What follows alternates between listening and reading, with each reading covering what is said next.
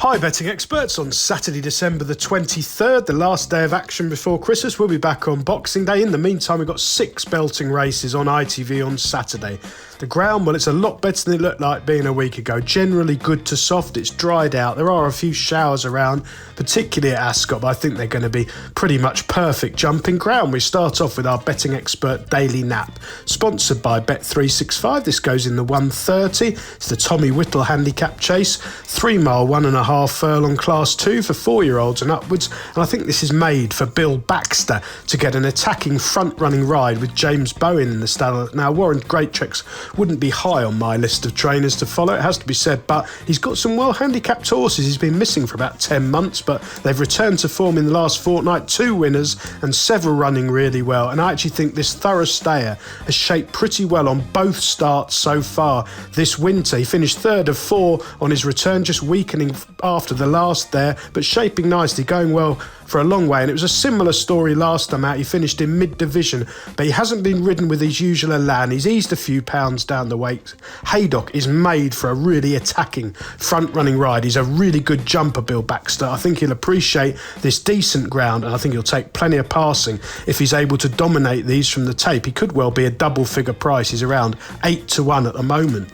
Our betting expert value angle selection, sponsored by Bet365, goes in the 205 at Haydock, a handicap hurdle, part of the Challenger 2 mile series, over 2 miles, 3-year-olds and upwards, a class 3, and I like Bubble Dubby here from Stuart Edmonds' yard. Now, Stuart Edmonds, a trainer I do really like. He does very well with limited ammunition every single winter. He's had 2 winners in the last 14 days, and I think his 6-year-old has run 2 cracking races already this season at Uttoxeter and Huntingdon over this trip. I think the key is a bit of better ground and a strongly run race, and hopefully he can weave his way through in the closing stages under Kieran Gethens. The remaining 4 races on ITV, they all come from Ascot, starting in the 150, the Howden Graduation Chase, a ridiculously small field for excellent prize money here, over 2 mile 5, or Solo's a typical Paul Nicholls horse. He runs most weekends every 2 or 3 weeks in all these sort of handicaps and decent valuable listed prizes. He's 2 from 10 over fences so far.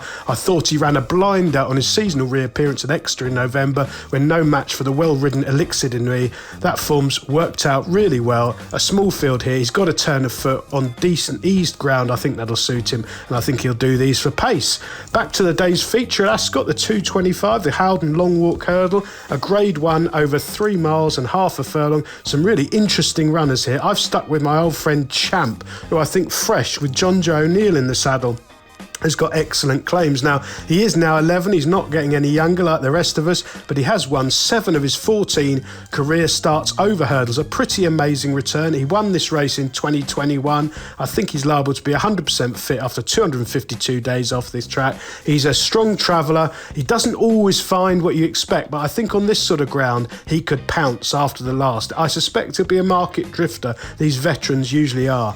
Back to Ascot for the 3 o'clock, a handicap chase, a premier contest over 3 miles. Well, Gitmaker has been a brilliant advert for Jamie Snowden, who at this season has got a fantastic team of young horses assembled. He returned to the fray after nearly a year off at Lingfield last month, under a positive ride, finding really generously up the straight to come clear. Now, he has gone up to another career high mark, but there's more to come. He's only had 5 career starts over fences, 3 wins, I think 3 miles right-handed.